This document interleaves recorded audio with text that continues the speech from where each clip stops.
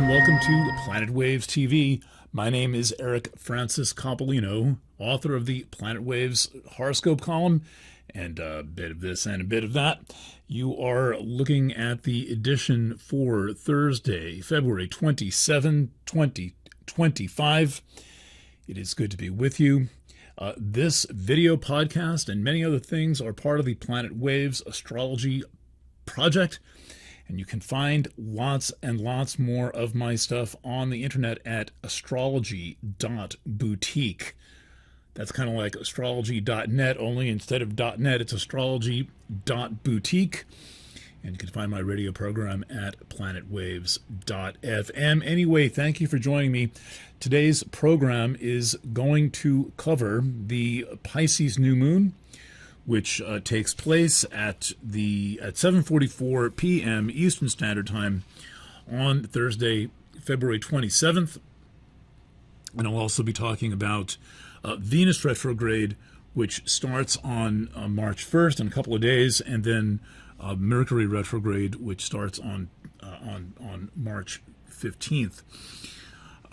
In next week, well, let's see, what day is this? So I'm not going to get to that yet. No previews right now. It's going to talk about the current astrology, which is outstanding. It is so outstanding that the annual edition this year, The Awakening, manifested as basically two different books, a book called the Awa, which explains all of the astrology in a nice, concise 65-page ebook monograph, and then the 12-sign readings. And it took some thought to elaborate on all that's going on, to explain it, to break it down. But having done all of that, I have a succinct summary for you in this program, and the time is right. I mean, we are getting into the astrology of the awakening. I'm going to kind of give you a quick tour of all of it, loosely centered around the Pisces New Moon. Pisces New Moon, again, takes place at 7:38 p.m. Eastern Standard Time on Thursday, the 27th. All right, so as you know, you're reading about, even in like mainstream news sources, there's a streak of planets in the sky right now. The visible planets. Well, I don't really. With the sun so close to everything, I'm not quite sure that I get it. But I haven't gone outside at night to look at it. But we're going to see what's going on here in astrological format, in the form of this highly unusual chart, which basically kind of tells the story of everything that's about to happen over the next 3 or 4 months. I just got through going through all this stuff in meticulous detail in the Aries studio reading, The Next, and then I also covered it about a week ago in the Pisces studio reading, See Changes, because the astrology is, as you can see, majorly focused on Pisces and on Aries basically at the same time, and it's going to be for well over another year in various different shades and various different degrees. So this is the chart for the new moon. You can tell it's the new moon because the moon and the sun are in the same place, and that place is 9 degrees of Pisces and 41 arc minutes. An arc minute is a fraction of a degree. There's 60 fractions in a degree, so that's why it's a minute. So there's 60 minutes in the degree, and the degree is sort of the equivalent of an hour. But all the planets move at different speeds. And the sun moves through 1 degree a day, in case you're not confused enough as it is. So the moon and the sun, when you see the moon and the sun meet up in the same place, in the same sign, at the same time, that can only mean one thing, and that one thing is the new moon. And this is what it looks like. And these charts are not so hard to read once you get a sense of what things are about. And look at what's familiar and work with what you know, and then learn what you don't know. The sun is easy to see. The moon is easy to see. Mercury is real easy to see. Neptune is the trident, and Venus is the ladies' room door. That sign on the ladies' room door. Everybody knows what to do when you see that sign on the door. That's the symbol for Venus. And this whole shebang is lined up in Pisces. Ceres, the largest asteroid. Ceres has had every possible categorization of a planet. It was thought of as a comet. It was a planet. It was an asteroid. Now it is a dwarf planet. It's the largest asteroid.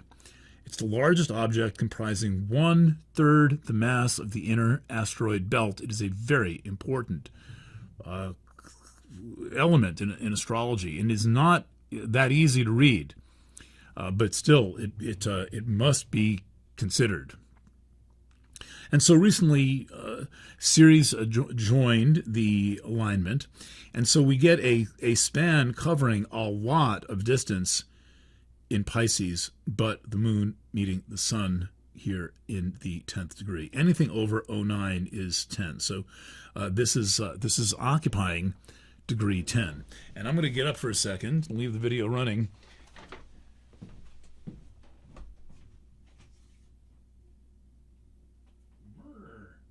Dare this book squirms around. Here it is. You know, I keep like several copies of this around. This is my original one.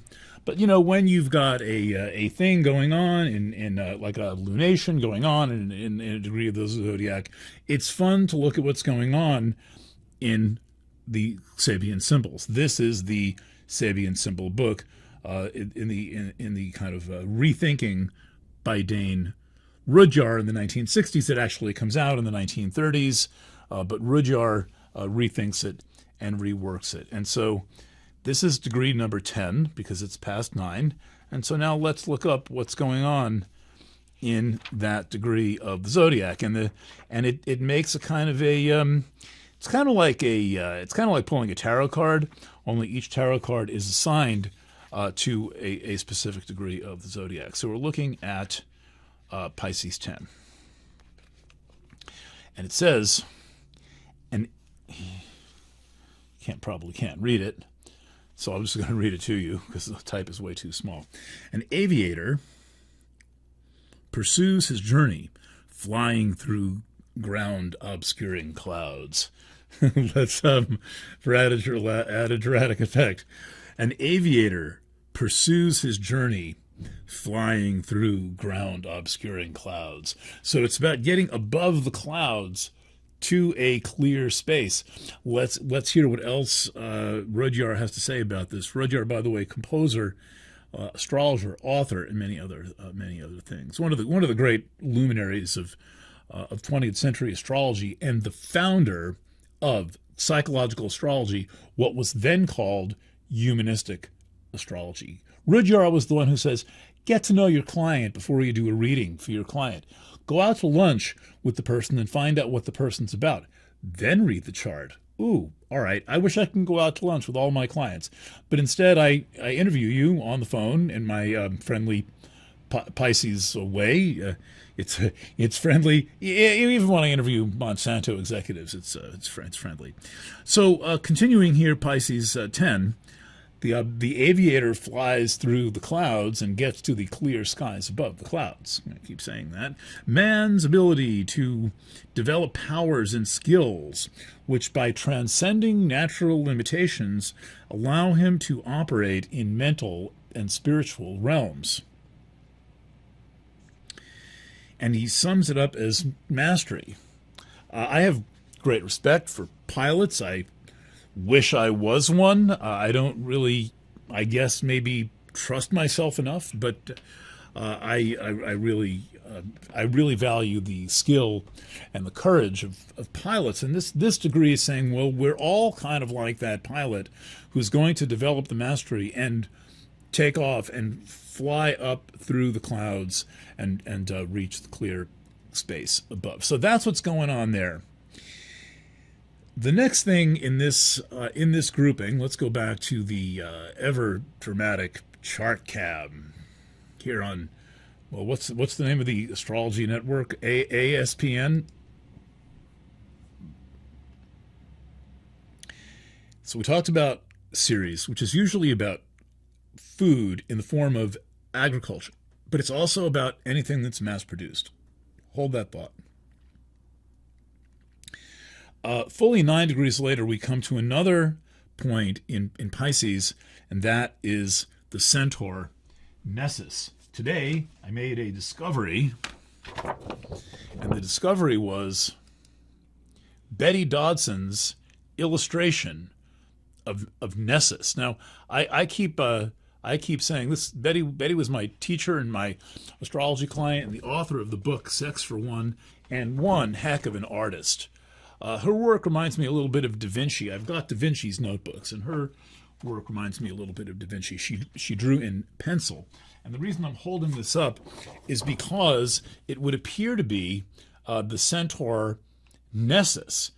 But I guess the centaurs were famous for, grabbing women and so forth. But but they are very happy. And the Nessus story is not a particularly happy story. In fact, it's a story of kind of mayhem erupting. But nonetheless, this point, Nessus, is a centaur. It's centaur number 3. Discovered first was Chiron in 77, then was Pholus in 1992, and then came Nessus in 1993. And Nessus, when all was said and done in Pisces, and all this stuff in Pisces moves on into Aries, and Neptune is done being in Pisces in 26, and Saturn is done being in Pisces in 26, and Ceres is quickly come and gone, more relatively speaking, and Mercury is come and gone. We're going to be left with Nessus in Pisces. So that is very significant because that is a centaur planet left in Pisces. That's a lot of intensity in Pisces. But it is here now joined by all these other influences. And remember back on February 7th, I was talking about the conjunction of Nessus and Saturn. That's Saturn, that little kind of, well, for H with a cross over it. And this conjunction has been brewing since July of 2024, and I believe the previous one was in 1973. So it was a big deal that it was happening, and it was a lot of pressure. That's putting a lot of pressure on people, especially on Pisces, but people generally, to get your act together and to get yourself in a position where you feel like it really makes sense to take responsibility for your life. And I don't need to sound like a Republican saying, you have to have a lot of personal responsibility, but that's exactly what I'm saying. And I'm not saying it because I am a Republican. The Republicans are way too liberal for me anyway. But anyway, so the concept of Nessus is that the buck stops here. And we're still in this conjunction. We're still in this conjunction of Saturn and Nessus. It's separating. It's about 2 degrees apart, but it's still happening. And so that teaching quality is still available. And I know there's a lot of people who are influenced by Saturn in Pisces.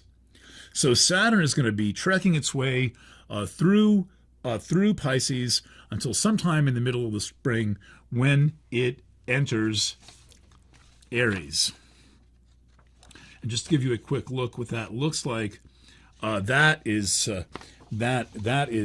is what Pisces, Saturn in, what am I doing here? No, that's the wrong chart.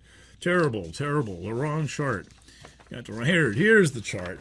You know, one thing about me is I have a lot of astrological charts. So this is for May 24th. That's what it looks like when Saturn gets in to Aries. That's where we are heading. This is very, very unusual astrology. I'm trying to not hype it up. I'm trying to not froth it up and whoop it up. You can hear a lot of that frothing it up and whooping it up. But it is no understatement to say this is a very big deal. And something is coming that we've never seen before, never, ever, ever, ever experienced before. If you go back and you find out when these two planets, Saturn and Neptune, got together in Aries, it comes out to 4 times total since the year 1 BC. 4 times total since the year 1 BC, and never near the Aries point, where this is taking place. It always has happened somewhere out in Aries, somewhere out like further into the sign. And there was one in very late Pisces, which sort of does not count for Aries. So we are heading into this really, really wild astrology.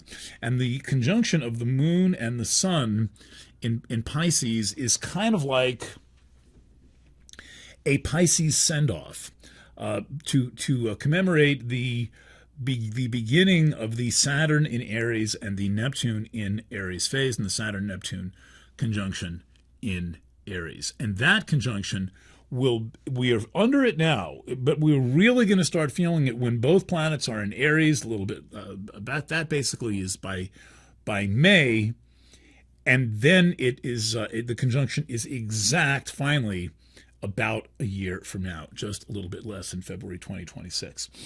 All right.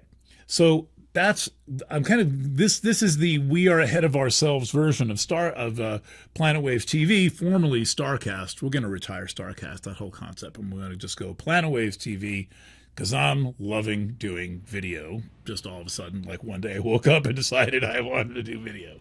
All right, so here we are. So this is what we got going on. Again, this is tomorrow night. So you can see what's about to happen. Neptune is about to enter Pisces. Aries. Saturn, faster moving but somewhat behind, is about to enter Aries. It's going to happen. It's the transits come, as Sue Willens once said. Meanwhile, there's a few other things going on. Venus, here's Venus. This is Venus stationary retrograde. Venus actually stations retrograde in about 5 days on March the 1st, depending on when you're watching, March the 1st. And it will be retrograde for about 6 weeks. Venus retrograde, the least of all the planets, only for about 6 weeks out of every 18 months. That's not very much. I think it's 8% of the time. So we're going to get that. And Venus is going to do something that 3 other planets are going to do. Venus is now in Aries. It's going to retrograde into Pisces and then go back. Mercury is going to go into Aries and retrograde into Pisces and then go back. Neptune is going to retrograde. Mercury is going to go into Aries, retrograde back, and then re-enter Aries. Neptune is going to enter Aries, retrograde back into Pisces, and re-enter Aries. And then Saturn is going to go into Aries and retrograde back into Pisces. This is the maneuver that's going on now. 4 different planets, nearly simultaneously, all in the space of a short time, are fully engaging this whole thing of we're going to go from Pisces into Aries, from the vast collective and the misty cloud, the clouds of the aviator going through the clouds. Into the clear sky. Like, that's really what this is about. Like, Pisces is kind of clouds. You could say Pisces clouds are definitely represented by Pisces. And then we're going to go into the clear blue, bright, sunshiny sky of Aries, and we're going to be going back and forth in various different forms. Local, meaning Mercury, Venus, and then also remote collective planets, Neptune and Saturn. Now, right here, you always hear me talking about the Aries point, and I'm going to show you where the Aries point is. Well, the Aries point, imagine if this said 0100. That would be the Aries point. And so, therefore, a lot of planets are going back and forth over the Aries point. Venus already did it once, going to go back and do it 2 more times. Mercury's going to come along and do it 3 times total. Neptune's going to come along and do it 3 times total. Saturn's going to go along and do it 3 times total. What's going on around here? A lot of Aries point action. What is the Aries point? The Aries point is the intersection of the individual and the collective. The individual represented in Aries and the collective represented in Pisces. And there is this intersection, which is where the sun is on the first day of spring. Let's see what that looks like. Here, forthcoming, March 21st-ish, is the sun in Aries on the first day of spring. That's what it looks like. And that's going to be preceded by the sun conjunct Neptune. Then the first day of spring comes. Then Neptune follows the sun into Aries. So it is this, and you know, I don't really know who actually discovered the Aries point, but I'll tell you who taught me about the Aries point are these people known as Uranian astrologers. Uranian astrologers use 8 really weird made-up planets that I happen to really like. I put them in a lot of charts. I read them. My annual readings are often based significantly on the Uranian points. And the Uranian astrologers also like to sort out the cross. So that would mean that, like, if they're looking at what is it, 10 degrees of 10, 11 Aries, anything at 10, 11 of any of the cardinal signs is also included, and so a square kind of equals a conjunction, and opposition kind of equals a conjunction, because that degree of the cross is activated. And these people love the Aries point, and it was Martha Lang Westcott who first pointed it out to me, and I first really became hip to the power of the Aries point in the let's say the astrological aftermath of the 9/11 incident, where there was a very powerful total solar eclipse of the sun in the very first degree of Cancer. And so because the Aries point unfolds out into the zodiac, first degree, first day of any season, you're conjunct the Aries, you square, opposite, or conjunct the Aries point. That total solar, a whopping, massive total solar eclipse on the first day of summer in 2001 told us something big was up. And so when you see a lot of action on the Aries point, you know something big is up. What is that thing? Well, we don't really know. It's concealed from us. And part of why astrologically it's concealed from us is because there's so much going on in kind of hazy, misty, collective unconscious, dream worldy Pisces. But then that airplane goes through the clouds, and then suddenly it is in the clear blue yonder, and we can see what is going on, and we will see what we will see. But what I am suggesting here is that there is a lot about the connecting point between the deep inner collective realm of Pisces and then the more extroverted exterior world of action and self-awareness of Aries, but that we are in a prolonged, basically year-long phase of a blending of Pisces and Aries over the Aries point.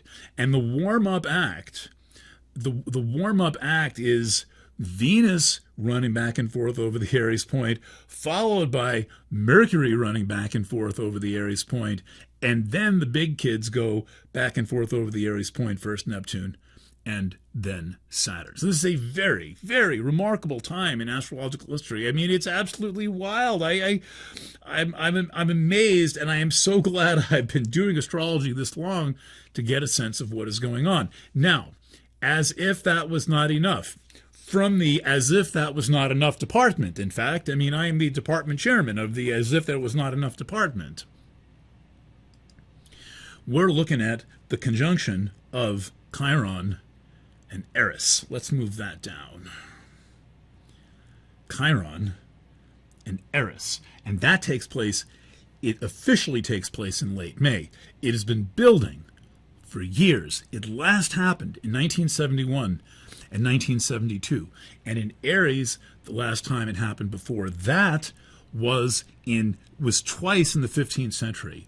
And both of those conjunctions of Chiron and Eris in the 15th century had to do with the development of the Gutenberg printing press, the thing that changed everything, the thing upon which modern civilization, the modern concept of a nation, all the modern applications of language, the standardization of spelling, the concept of nationalism, the hardening of international borders, all the result of the Gutenberg printing press. And the Gutenberg printing press happens under the astrology of Chiron and Eris in Aries. In Aries. So Eris spends so much time in Aries, it's been there since the mid-1920s, that Chiron can go around the zodiac twice. So Eris spends around 130 years in Aries. Chiron orbits the sun in about 51 years. So during the 130 years that Eris is in Aries, Chiron can pass through Aries twice. That's what's happening. The first time with this run of Eris and Aries was in 71, 72, and then the second time is now, and then you've got to set the clock all the way back to the 15th century to figure this out. Where is my copy of the Gutenberg Galaxy? I mean, the Gutenberg Press, my new side table to keep all my stuff on, is so important that McLuhan, can't see, oh, there he is. That was, I believe, his second book. And it's about the impact of the printing press on everything and everyone all around us. Every country is, the concept of the country, all the modern concepts of what a person is, the sense of an interior being comes from book consciousness. This is a relatively new concept. And the extreme visual bias. In my interview this week with Billy Hume, I have this wild breakthrough, which is a music producer, and we're talking about music as an analog thing and music as a digital thing. And the difference between music as an analog thing is that it's all taking place in acoustic space. But music as a digital thing is visual, because you're looking at everything on a screen, and then everything is being kind of conditioned to fit into a kind of a exact proper syntax, which is not musical. It's a fabulous interview, and we're going to include it on every page, so you get to see this. Please like and subscribe to my YouTube channel. We're trying to move up a little bit in the world in YouTube. Anyway, so this this conjunction is two of them within 70 years, and then previously we got to go back 500 years. And if we go back 500 years, we come to the immediately prior massive total overhaul and revolution in consciousness and in communication technology. Printing leads to newspapers, leads to magazines, leads to books, leads to all forms of contracts and stuff like this. Modern concept of a library. So, all right, what was I going to have? And now, basically, the current one is, all you're hearing about is AI. You know, let's say you're in the loo and you pull out a little toilet paper. What do you read about? AI. Well, it's printed right on the toilet paper. How do they know?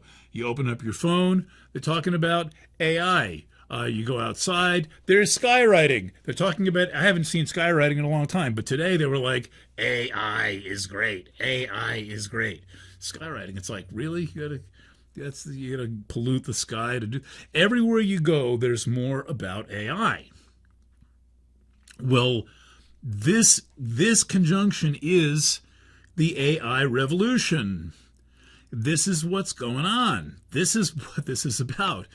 And the really exciting thing about this, I think, is that it is a shocking moment of awareness, because Eris represents the chaos factor. When Eris got into Aries in the mid-1920s, that was radio undoing the individualism, the sense of one being one's own unique self that was initially created by this kind of thing, the book. If you're interested in a book that is about finding yourself, this is a really, really amazing book. I'm reading it for the third or fourth time. I read it every 10 years or so. It must be my favorite book ever written.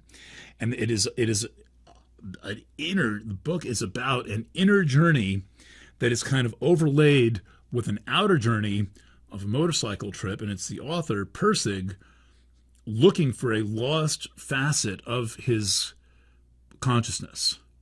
And this is no metaphor. This actually happened. It's a story about very extreme mental illness. Okay, so we are in this. We're in a watershed moment. We are in a Copernican revolution moment. We are in a transition into we don't know where, we don't know why, we don't know what. We have no concept of what's going on, except we know that it has something to do with digital technology. And what is so beautiful to my eye is that Chiron represents an ordering principle. Eris represents a chaotic principle. So the ordering principle is going to encounter the chaotic principle. That looks, among my multitude of charts here, that looks like this. We're just a couple of days ahead of it here, where Chiron and Eris form a conjunction. And you can see this is May 24. Saturn is in Aries, and Neptune is in Aries. And so the months of April and May 2024 are going to be like nothing we have ever seen. And that, in conclusion, is why I've been working so hard and well, happily, to create astrology products that will help you orient internally and get an understanding not only of the astrology, but of what is happening with you and within you in a world where there's not really therapy available. The work that I do is so therapeutic. These readings that are kind of readings by sign and rising sign are so therapeutic because I'm bringing the human touch, and because they entirely depend upon a trusting relationship where I trust you with the information, you trust me to read your charts, and I trust the astrology based on a heck of a lot of study of astrology, but also based on